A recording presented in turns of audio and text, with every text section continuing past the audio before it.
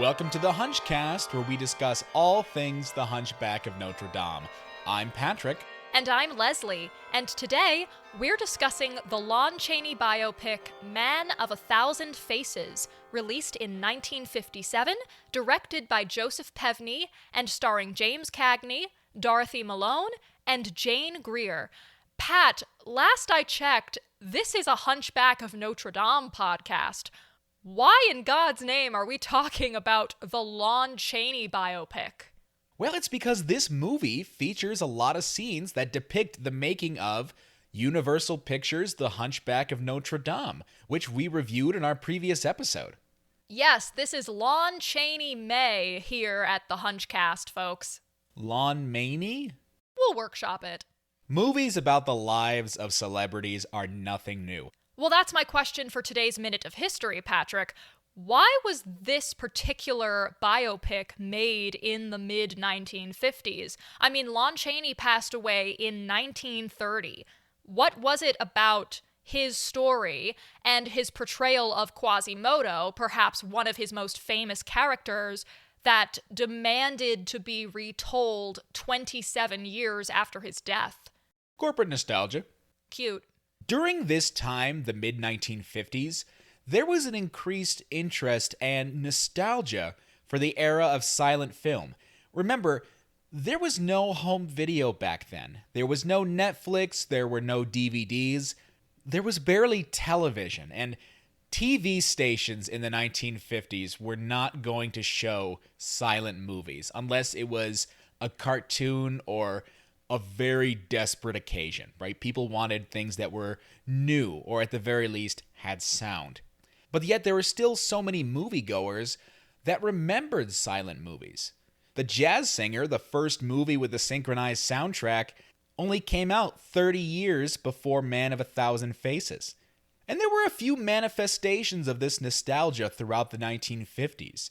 Probably the biggest is the movie Sunset Boulevard, which is all about Norma Desmond, a washed-up has-been actress from the silent movie era, who wants to stage her big comeback in the era of sound films, which the movie came out in 1950. Sound movies were only 23 years old. That would be like making a movie about a washed-up OG YouTuber today. And yet, for some reason, 23 years in the past seemed a lot further than it does today. Well, probably because there were very few tangible ways to recall that period. Like you said, Patrick, TV stations weren't re-airing silent films in the middle of the day. It felt further away because there was no way to physically present it to the next generation and say, oh, look, let's sit down and I'm going to show you the movies I used to watch when I was a kid. Also, during this time, you had companies like Ken Films and other distributors of 8mm and Super 8 films that would sell old cartoons and clips from old movies, especially old silent movies, in a format that did not include sound. So people were able to see clips from these movies if they had the money to own a projector and buy reels of film. Did a lot of people have access to that kind of money? No. But a lot of people did have access to their local movie theaters. It might have been difficult to watch old films, but new films, I already mentioned Sunset Boulevard, increasingly pandered to a nostalgia for the silent era. And there were a few biopics throughout the 50s of silent movie stars. Probably the most notable was the Buster Keaton story. This movie was all about the famous slapstick comedian, Buster Keaton, and it follows a similar format to this movie, where you go through the actor's life and their loves and tragedies and triumphs and do little recreations of some of their most famous moments, which, again, there's no home video, were very hard to see. There was also no way for the average person to cross-reference if the Hollywood recreations were accurate in the slightest. And oh boy, listener, we are going to get into whether these recreations from this movie are accurate to the movie we reviewed last episode. Now that's why people were interested in the silent movie era to begin with, right? It was nostalgic. As for Lon Chaney himself, it's the same reason. Chaney was famous as the Man of a Thousand Faces, as the title of this movie would suggest. He was the master of playing grotesque and unusual roles and depicting them through his own ingenious makeup designs. Shortly after Chaney's death, Universal Studios, who Chaney worked with throughout his career on such films as The Hunchback of Notre Dame and The Phantom of the Opera, really ramped up their films in the genres of the macabre and the supernatural, with movies like Dracula and especially makeup-heavy horror films like Frankenstein, The Bride of Frankenstein, and The Wolfman. And those movies were successful in the 1930s and 1940s, but by the 1950s, they had fallen by the wayside until the advent of television. Television brought these old horror movies full of grotesque, Lon Chaney-like characters to the mainstream, and a whole new generation, the baby boom generation, really grew up with and loved these films all over again. But they weren't watching the movies that Lon Chaney was in, right? Because TV stations weren't re-airing silent films? Very rarely. However, these so-called monster kids, these boomers who really liked Dracula and Frankenstein from seeing reruns on TV, they saw plenty of photographs of Lon Chaney as Quasimodo and the Phantom of the Opera and other unusual characters because in order to capitalize on the newfound popularity of these old Universal Studios monster films, new magazines like Famous Monsters of Filmland, published by the lovely Forrest J. Ackerman, really capitalized on this newfound interest in vintage horror films. And besides talking about, the history and the making of these old movies, these magazines would publish photographs from hard-to-find films.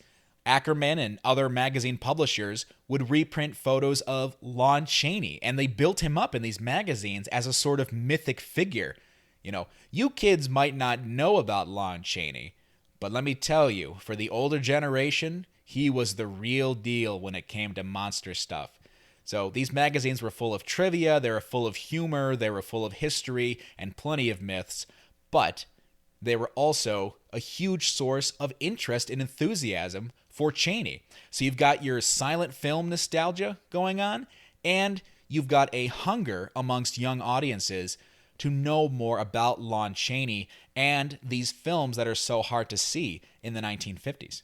But does this film accurately portray those silent movies, especially the movie we talked about in our last episode, Universal's The Hunchback of Notre Dame? We are going to get into it, listener, but first, let me summarize the plot, and then our lovely Hunchback historian will break down how much of it is historically accurate and how much of it is gussied up and glamorized for Hollywood. A young Lon Chaney grows up in Colorado Springs, where he is often bullied for having deaf parents. As an adult, Lon, played by James Cagney, who is almost 60, playing a 22-year-old, mind you, it happens to the best of us, performs in a vaudeville show with his wife, Cleva Creighton, played by Dorothy Malone. After Cleva is fired from the show, she encourages Lon to take an offer from the Kolb and Dell Show, another popular vaudeville act, and shares that she's pregnant. Lon takes Cleva to meet his parents to share the good news, but Cleva is scandalized when she learns Lon's parents are deaf.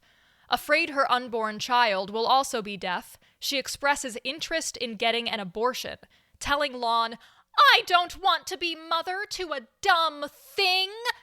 And if you think my portrayal was overwrought, watch the movie. You'll be stifling laughter. To Cleva's relief, her son, Creighton, is born hearing. As the years go by, Lon and Creighton develop a friendship with a Kelb and Dell chorus girl named Hazel Hastings, played by Jane Greer. Meanwhile, Cleva and Lon have grown apart. Cleva tells Lon she took a job as a singer and that she's hired a nanny for Creighton, asserting, "I've got to make some kind of life of my own." Lon approaches Cleva's employer and convinces him to fire her. A few days later, in the middle of Lon's vaudeville act, Cleva walks on stage and poisons herself. She survives, but the action damages her vocal cords, and she can never sing again. After Cleva runs away from the hospital, Lon divorces her and sues her for full custody of their son, but the court rules that Lon doesn't have a suitable home or steady employment, and Creighton is put into a home for wards of the state. Desperate to start a new life and earn a steady income, Lon moves to Los Angeles to work in motion pictures. Over the years, his ability to use both his body and makeup to transform into different characters earns him a reputation in Hollywood. After a journalist asks about Lon's ex-wife and child, Lon swears off interviews for good. Hazel visits Lon, confesses her feelings for him, and proposes they get married to improve Lon's chances of regaining custody of his son. The plan works, and Creighton, who thinks Cleva is dead, starts calling Hazel Mom. Lon's career takes off, and he's brought to Universal Studios to meet a young producer named Irving Thalberg, played by Robert Evans, who pitches Lon the role of Quasimodo in The Hunchback of Notre Dame, or The Hunchback of Notre Dame, as everyone in this movie calls it. Thalberg asks Lon how he sees Quasimodo, and Lon replies, "I see him as a man deformed, cursed, tormented, laughed at as a freak, but his tormentors never see the heartbreak or the tears." Thalberg replies, "You know why I wanted you for the Hunchback, Mr. Chaney? You know what it's like to be different. Make people understand. Make them see it the way you see it." Production on The Hunchback of Notre Dame begins, but, plot twist, Cleva reappears and approaches Lon on set during the whipping scene. She says she regrets walking out on her family and all she wants is to see her son again, but Lon refuses. Meanwhile, Creighton, now a teenager, expresses interest in becoming an actor and working under the name Lon Chaney Jr., but his father forbids it. Later, Hazel tells Creighton that Cleva is alive, and he leaves home to take care of his mother, calling his father a liar on the way out. Irving Thalberg, now working for MGM, tells Lon about the advent of talking pictures and proposes remaking one of Lon's hit movies, The Unholy Three, as a sound film. On the set, Chaney suffers from a gravelly voice and is rushed to the hospital, where he's diagnosed with throat cancer. Shortly after, Lon and Creighton make amends. On his deathbed, Lon writes Junior next to the name Lon Chaney imprinted on his makeup case and bequeaths it to his son. Creighton takes the makeup case from his father, ready to begin his acting career, and the credits roll. Patrick, break it down for us. How much of that is historically accurate? Give me a percentage. I'd say about 60, maybe even 65. You know what? That's a lot better than some biopics I've seen, so I'll take it. I gotta be honest, this movie has a reputation of being totally made up. I don't think that's fair. There are a handful of creative interpretations of the facts. That's a really polite way to put making stuff up. But I think most people are too hard on the facts of this movie. First of all, when this movie was being written, there wasn't a biography of Lon Chaney that you could read. Now, probably the most famous one is written by a guy named Michael F. Blake, who is the definitive expert on Lon Chaney.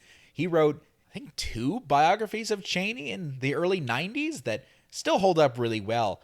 But before then, there weren't a lot of facts written out there because, and this movie portrays this accurately, Chaney was not a fan of interviews. He famously said something along the lines of, "In between films, there is no Lon Chaney." So I can give the screenwriters a little bit of credit by filling in some of the gaps. The basic facts of Chaney's life are there, more than I would have expected, but it's the way that the facts are told. So you have the facts, how are we telling the story? The story is pretty different than the actual history, especially with regard to Chaney's relationship with his son, Creighton.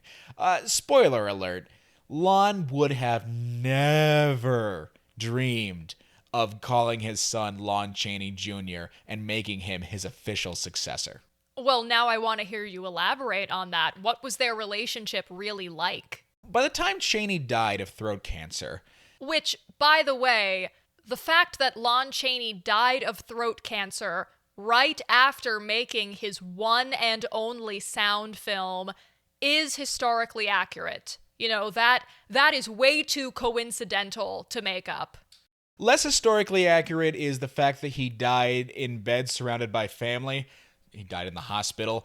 And especially the detail of Chaney bequeathing his makeup case to Creighton and writing Jr. at the end. No way. Chaney never wanted his son to be an actor. And he never had a come-to-Jesus moment at the end of his life like happens in this movie. By the time Chaney died in 1930, Creighton was working as a plumber or a water heater repairman. And because it was the Great Depression and because his father was no longer there to disapprove, Creighton did seek work as an actor, but he didn't call himself Lon Chaney Jr. because he knew that would be disrespectful to his father. He tries making it on his own, and listener, I don't want to be too mean to Lon Chaney Jr. But there's a reason why his greatest role is playing Lenny from Of Mice and Men. Well, didn't he also play the Wolfman at one point? Oh, he played the Wolfman like 5 times.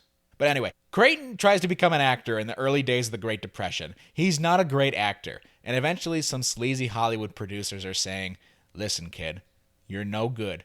You're getting Z-level roles in B movies. So, Creighton, let's change your name to Lon Chaney Jr., and maybe you'll start getting some work. And to be fair, it does work. Of course, he eventually gets typecast as acting in horror films. Acting might be a bit of a stretch. He lacks the charisma of Boris Karloff and the menace of Bela Lugosi, but he has a certain working man quality about him that I can appreciate. Is that working man quality being named Lon Chaney Jr. and living in his father's shadow? I'd say more like drowning in your father's shadow. Oh, poor Lon Chaney Jr. And Lon was not the loving father that this movie portrays him as. Here in the movie, Lon is so determined to do anything for his son. He wants the best for Creighton at all times. And I'm not saying that Lon Chaney was the worst father in the world. He's maybe like the third worst. He's pretty disrespectful to Creighton, especially with his hopes and dreams. And yeah, lying to your son and saying that his mother was dead for years when really you just divorced is kind of nuts. And that's not something made up for the movie. That's a real detail.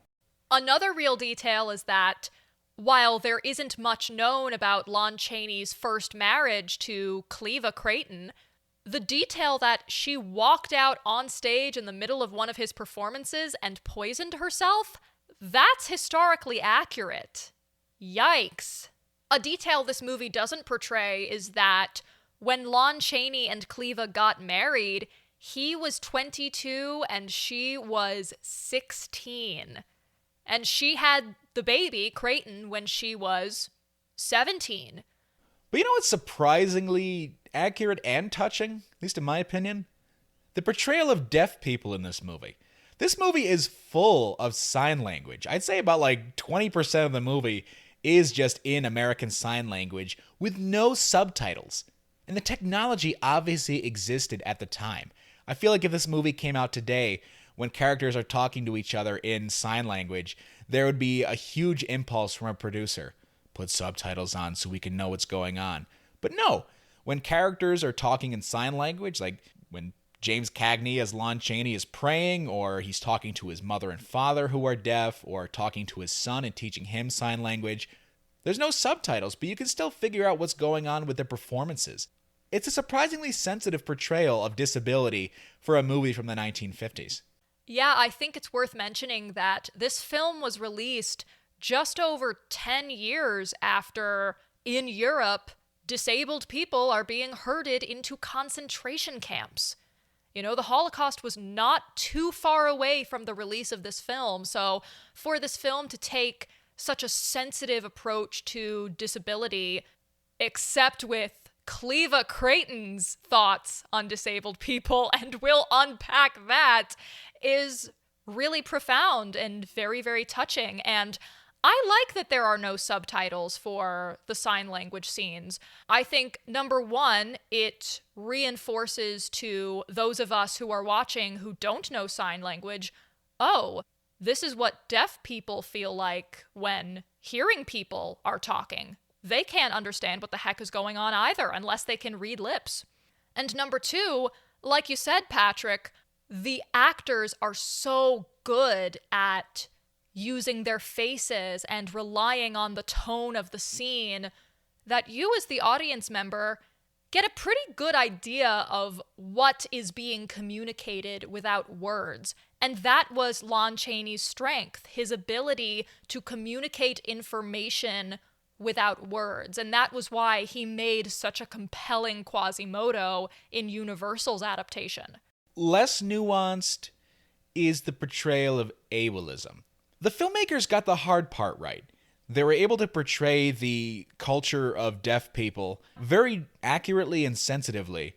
Yet when it comes to the prejudices against those people, it is so heavy-handed. The movie goes from being very touching and sophisticated to just being like a corny after-school special. I swear, everybody in this movie hates deaf people. This movie takes place in a world where everyone is shockingly ableist. I mean, when Cleva realizes that her in-laws are deaf and that her baby might also be deaf, she immediately wants an abortion. She bursts into tears and runs away from the dinner table. I don't want to be mother to a dumb thing. I mean, it would be really heartbreaking if it wasn't so dramatic and overwrought. I mean, I was watching this movie stifling laughter at how ridiculous that was.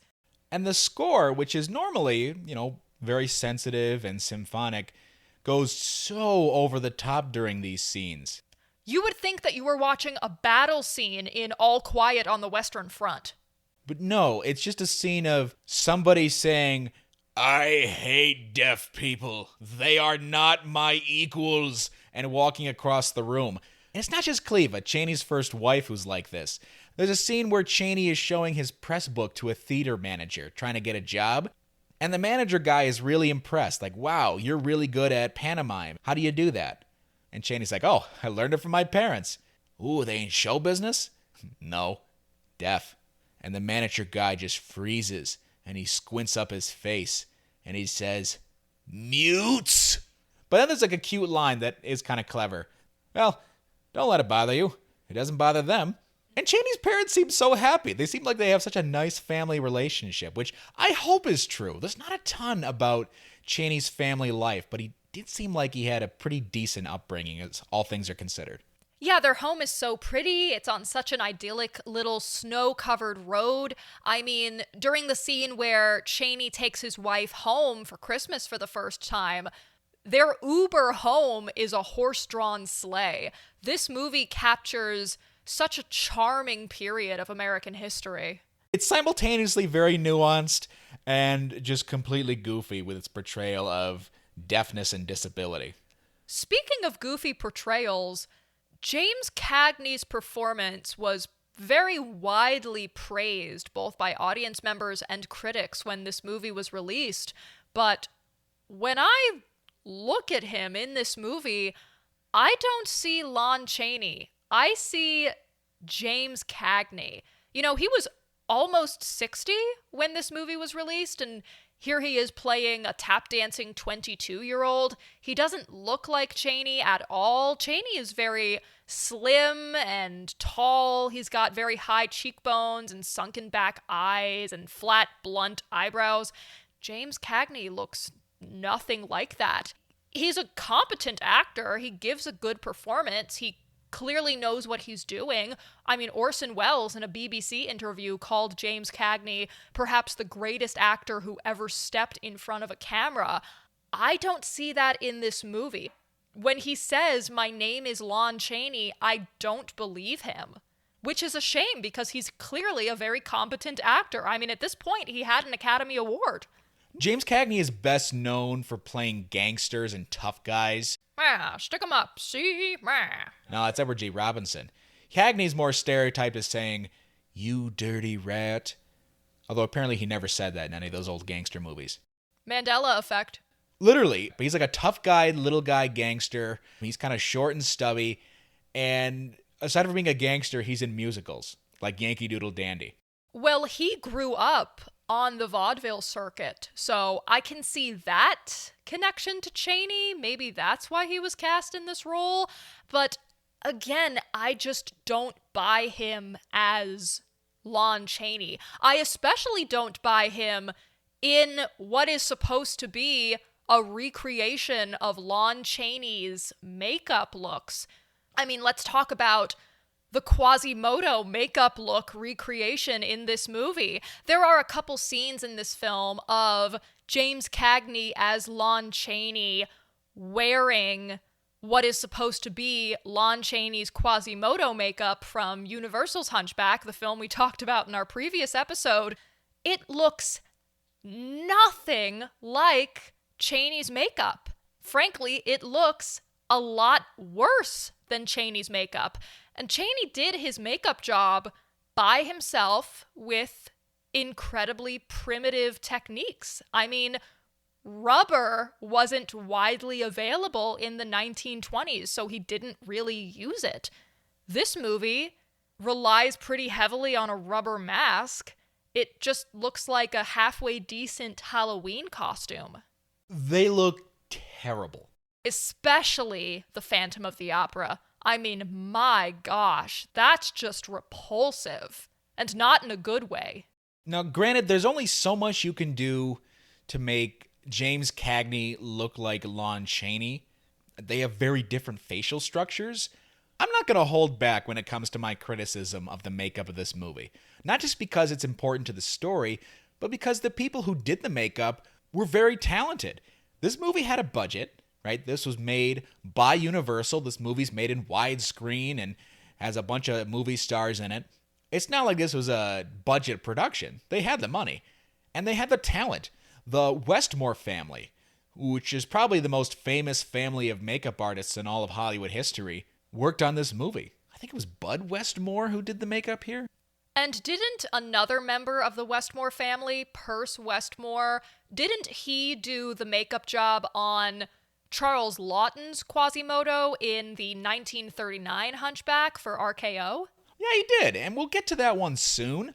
But Perce Westmore did an amazing job with his Quasimodo. Oh, Charles Laughton looks fantastic in that movie. But this Quasimodo, done decades later, looks terrible. And I get that there were a lot of different makeup jobs to make for this movie, so they couldn't spend the entire time working on just one character. But I'm sorry, they all look terrible. They had more advanced techniques. And by this time in the history of makeup, you could apply materials very quickly.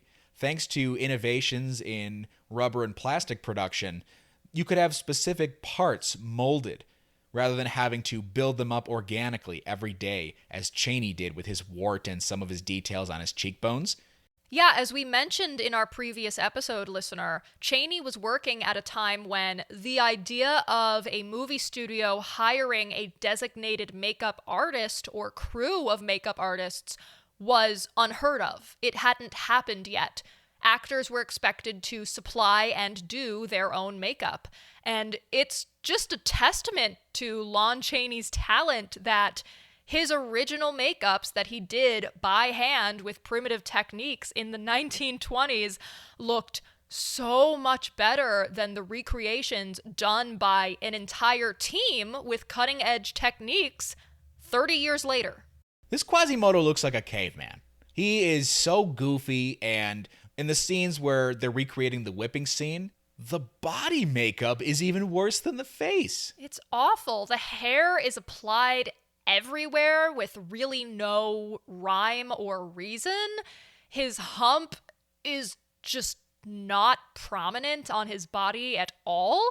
It's really underwhelming. And what's especially underwhelming in the recreation of the whipping scene is the number of extras positioned around the pillory. In Universal's Hunchback, there are innumerable extras, hundreds upon hundreds.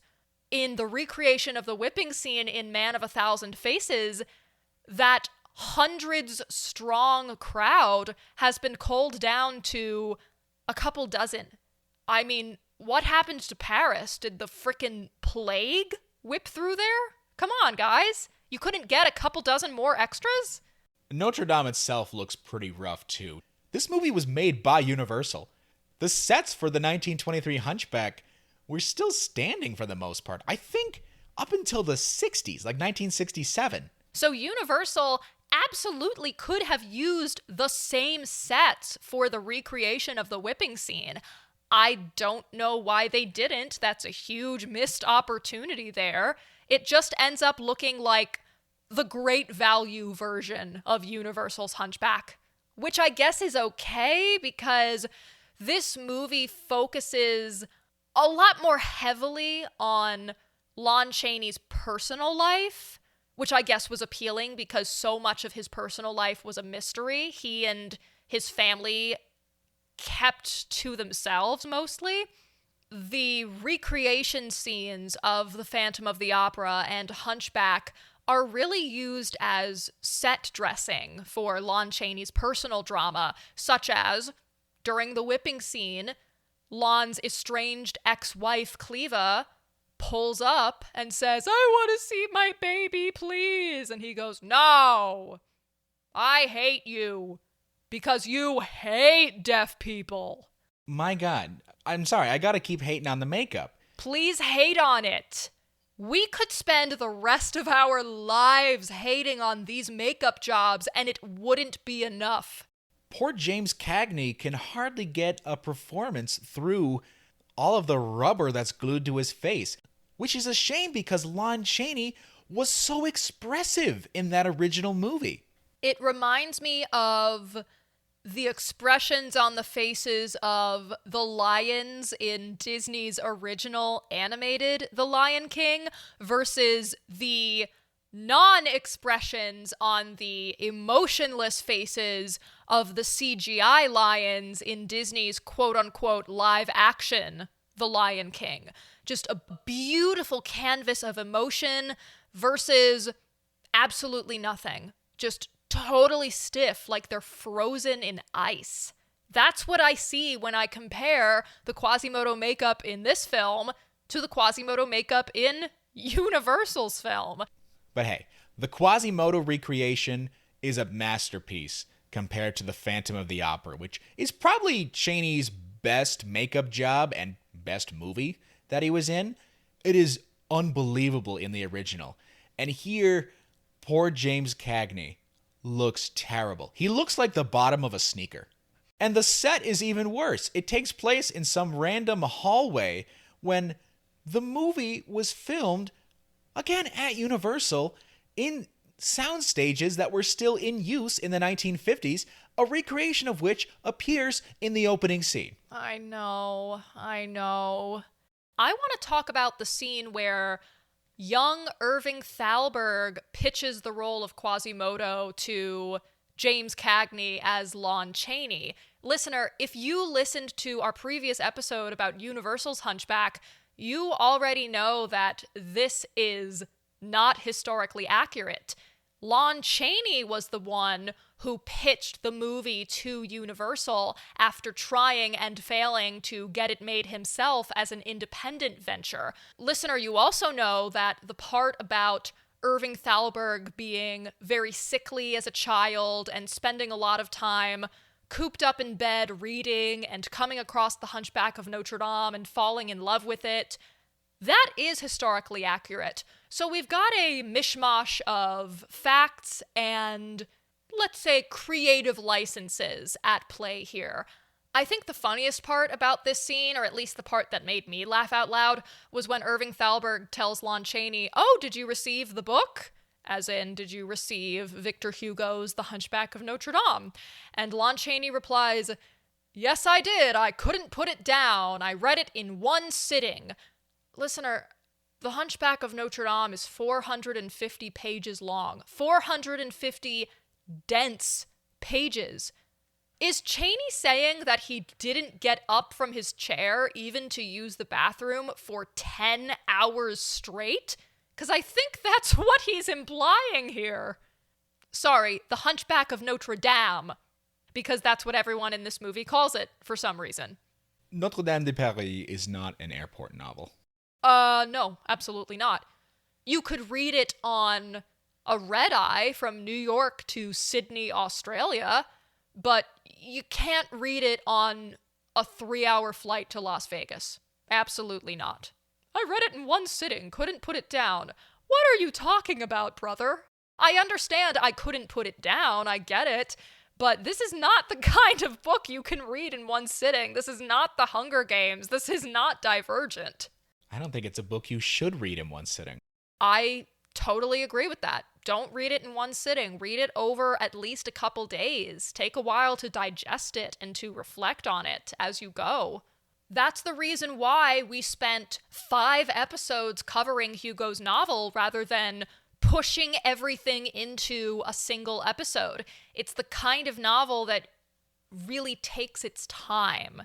Another detail in this scene that is accurate is Lon Chaney not really believing that Irving Thalberg can be a 23-year-old kid and being really surprised by his age.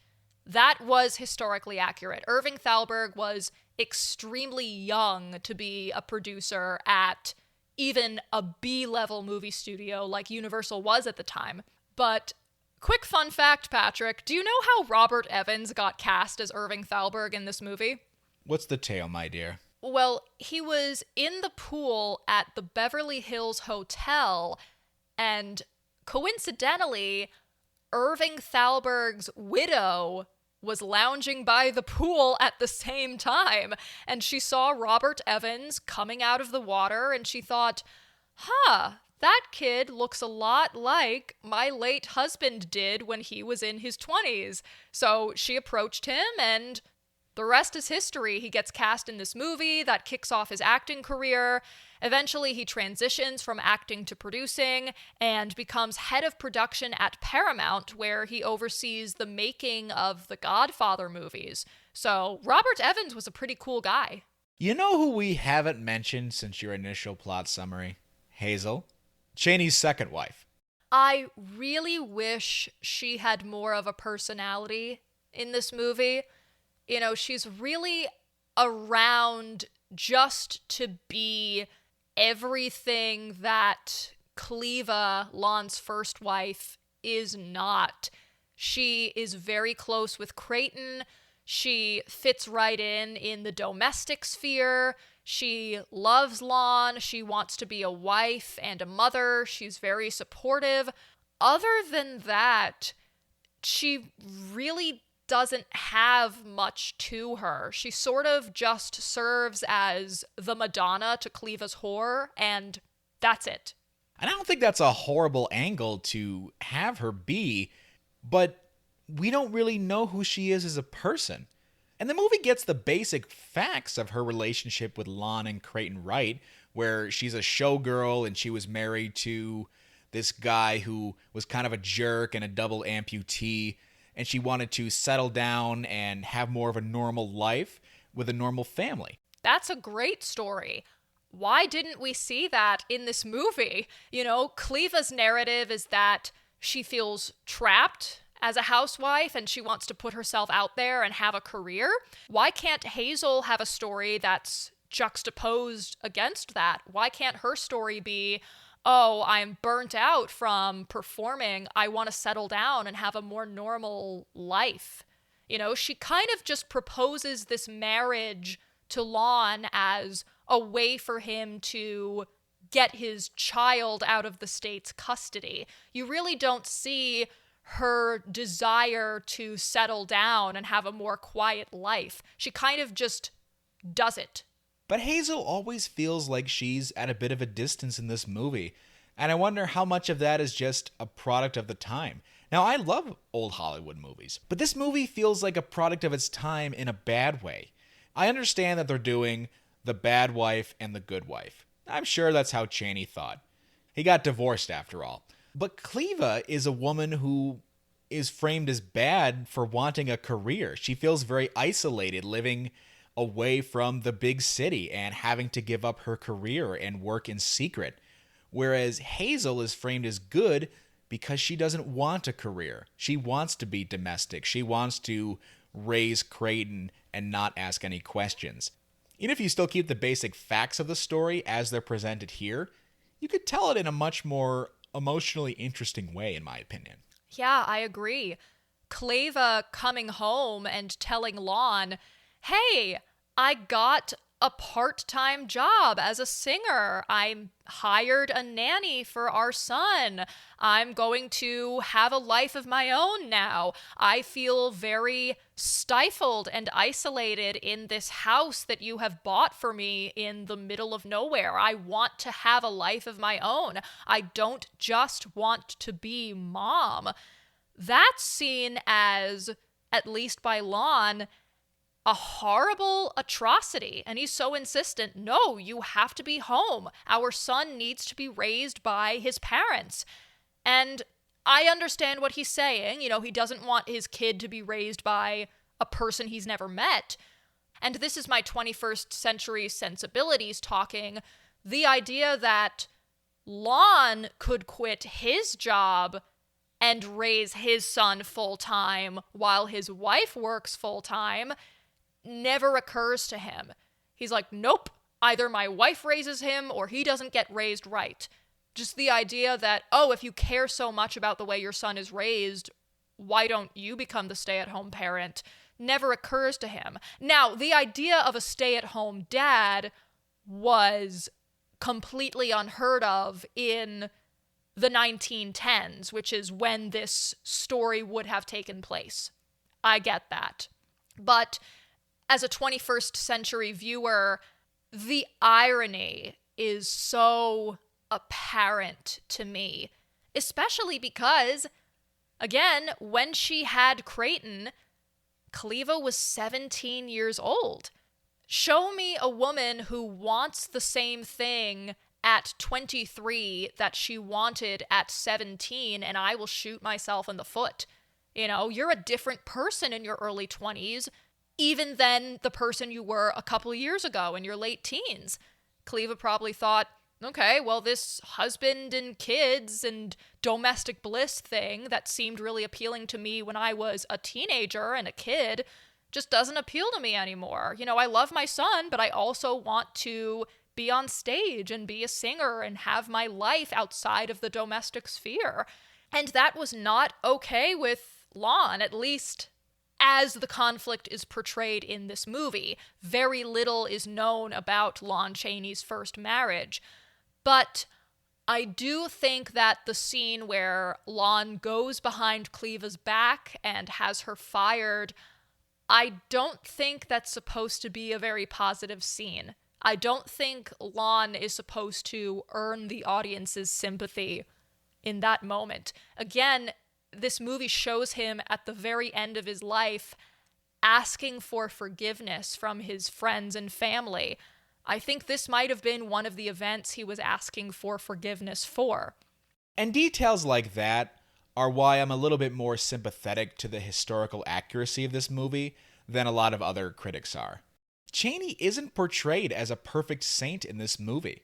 Very recently, the biopic Michael came out. That's based on the life of Michael Jackson, and it doesn't touch on any of the controversies of the last 20 years of his career. Well, this movie does portray Lon Chaney keeping Creighton's mom's identity from him and sheltering him and not being encouraging of him going into acting until the very last moments of his life. So it doesn't completely sanitize the father-son relationship, but you're right, Patrick. Lon Chaney was not the best dad in the world, historically. But there are shades of gray to this portrayal, and for the 1950s, I definitely appreciate that. And listener, I know we're over here criticizing this film's portrayal of women. I think that's warranted. There's also a scene in this movie where James Cagney, as Lon Chaney, puts on yellowface to get a role, which is not okay and was never okay. I do want to say, before we wrap up here, a film released 70 years ago will never hold up to today's standards. I think that's a good thing. It means we've progressed. It means we're learning, we're growing, we're moving forward. I think it's important to appreciate old films for what they are, forgive them for what they're not, have conversations about what they're not, learn from them, and two, if you feel comfortable, watch them anyway. And if you're not able to do that, if you're not able to watch those films, forgive them, reflect on them, have conversations about them, commit to learning from them, well, sorry, you're not going to be able to watch a movie made prior to the last 5 seconds, because we are constantly progressing. We're constantly learning and moving forward. So if you watch this movie, listener, and Pat, I'd like you to get into your overall thoughts and explain whether you actually would encourage our listeners to watch this movie. If you choose to, listener, please take all that with a grain of salt, and I encourage you to have those conversations about the not so great aspects of this movie. My overall thoughts are very complicated. This movie was very popular when it came out. It ran on TV very frequently. It was nominated for an Academy Award. But I don't think it's a great movie. At the same time, I think retrospective critics have been a little bit too hard on this movie. It is a sappy 1950s Hollywood melodrama about Hollywood melodramas. But there are certain quirks that make it worth revisiting. I care about the story of Lon Chaney and his family and his relationship with his son, exaggerated and made up as it may be. James Cagney, though he looks nothing like Lon Chaney, especially in all the makeup designs, does a really great job as an actor portraying a character. I believe him when he's frustrated, when he's laughing, when he's angry, and expressing all of the emotions that Chaney has over the course of his career. And even though the makeup is horrible, Cagney does a very good job at portraying the different sorts of characters that Chaney had to be. When he is Quasimodo, he's leering around and limping. When he's the Phantom of the Opera, he's making grand gestures. When he is a vaudeville performer, he is a genuinely talented little clown dapping around. But I would really only recommend this movie to hardcore Lon Chaney enthusiasts who want to compare his life story to a movie version.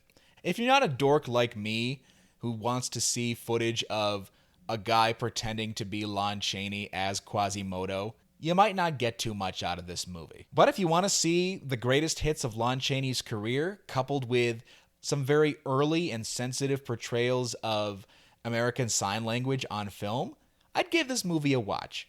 And the recent Blu-ray release by Arrow Video is terrific.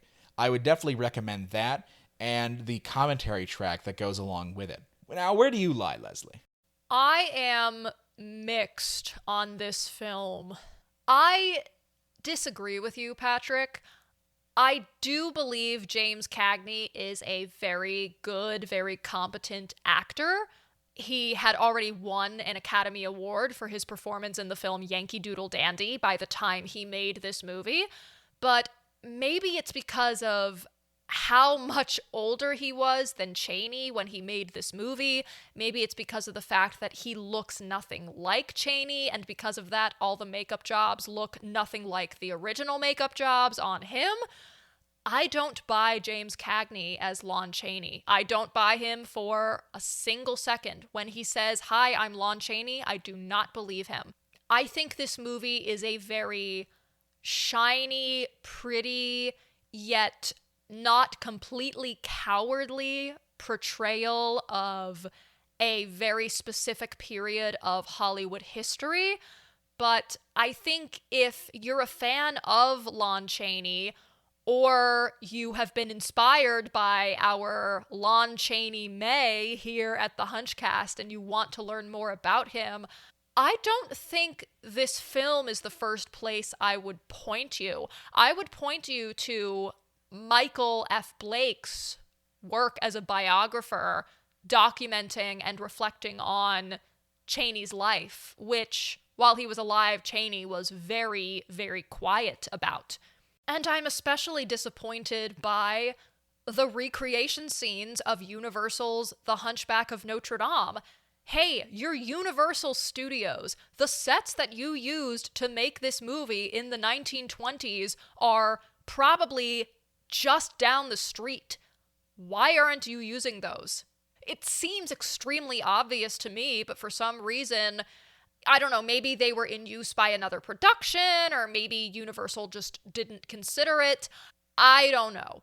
All I know is that the Hunchback recreation scenes in this movie look really disappointing. I would give this movie 2 out of 5 stars on a good day, maybe 2 stars if I'm feeling a little grouchy or I woke up on the wrong side of the bed. I think the only person I would recommend this movie to is a fan of James Cagney, because that's really the only person I could see getting a lot out of this movie. I appreciate its very sensitive and respectful portrayal of deafness and the deaf community and CODAs, children of deaf adults. That's really it. Which means that we are going to have a lot of things to choose from for our game we like to play at the end of every episode. Pat, I'll turn this to you first. Out of everyone and everything we discussed in today's episode, who or what would you A. meet at the inn, B. turn to dust with, and C. throw off of Notre Dame? To quote Irving Thalberg, quoting Irving Thalberg. I'm going to take Hazel to the inn. I'll spend some time with her, and I'll see, do you have a personality? Who are you, Hazel? Are you more than a plot point? Are you a woman? Are you 3 children in a trench coat? Let's peel back the layers. I will be turning to dust with Lon Chaney's parents. They are only in the movie for a couple of scenes at the beginning and at the end, but they are so cute. I love seeing them as a couple and as parents and looking at the way that they communicate with each other. Even though they have no spoken dialogue, you can tell they have a lot of love in their little family. And it's no question. Who am I throwing off of Notre Dame? It's going to be the Westmores and the criminals who did these makeup jobs. I don't know what kind of blackmail these people had against James Cagney, but to deface that poor Hollywood legend with whatever the heck they were trying to call the Phantom of the Opera is simply a crime against the human race. So you are getting thrown off of Notre Dame, and the crowd below will cheer and will be looking for pieces of you to tear off as memorabilia, just to be sure that you are dead and that they can tell future generations. A la President Snow's death at the end of the Hunger Games trilogy. Now, Leslie, you liked this movie a little bit less than I did. Where are you going to end up in this game? I am taking Irving Thalberg's widow to the inn. Didn't she put into motion such a classic, charming Hollywood origin story? It's similar to the way Patsy Ruth Miller, who played Esmeralda in Universal's Hunchback, was discovered. She was discovered at a party in Hollywood when she was 16. You know, I love this very A Star is Born-esque story of an older, more experienced Hollywood titan or Hollywood ornament putting their arms around a young actor and saying, "Stick with me, kid, I'm gonna make you a star." And for Irving Thalberg's widow to be lounging by the pool at the Beverly Hills Hotel, probably with a strong drink in her hand, checking out young men as they ascended from the pool, that's pretty amazing. I'm taking her to the inn, and I want to sit there with my chin in my hand while she tells me a bunch of stories about the good old days. I am going to turn to dust with Lon Chaney himself, a man who was dust, or at least close to it, by the time this movie was released in theaters. If he was composite in any way, he was probably rolling in his unmarked grave, fun fact. I think we are overdue for a Lon Chaney biopic, especially now that we're in this horror renaissance and we have so many monster films being made in recent years. I mean, we had Pennywise, we had Nosferatu, we've got Guillermo del Toro's Frankenstein. I think this would be the perfect time for a new Lon Chaney biopic. I really hope that somebody already has one in the works. I think that would be fantastic. I think Bill Skarsgård could do a good job as Lon Chaney. I mean, he looks a lot more like Lon Chaney than James Cagney did, God rest his soul. I think Cillian Murphy could do it. He's got that weird face that Chaney has. Those high, prominent cheekbones, those slightly sunken back eyes. I'm buttering what you're slicing. I get it. And I am throwing ableism off of Notre Dame, honestly. I think it's portrayed in such a dramatic, overwrought way in this movie. And there certainly were people who were this prejudiced against people who were deaf. But for everyone you talk to just writhe and growl at the mention of Lon Chaney's parents not being able to hear or speak, it's way too much. So I am throwing ableism off of Notre Dame. Notre Dame, sorry. Apologies to Irving Thalberg. I know you're listening to this, Irving Thalberg. You're our biggest fan. Thank you for listening to this episode of The Hunchcast. Ring that notification bell to be automatically updated when new episodes are released. If you liked this episode, please take a moment to give this podcast a 5-star rating or review. It really helps our show get in front of new people. For free bonus content, and to share your thoughts with us, follow us on Instagram, Tumblr, and TikTok at The Hunchcast. The Hunchcast of Notre Dame is a production of 1482 Media. All rights reserved.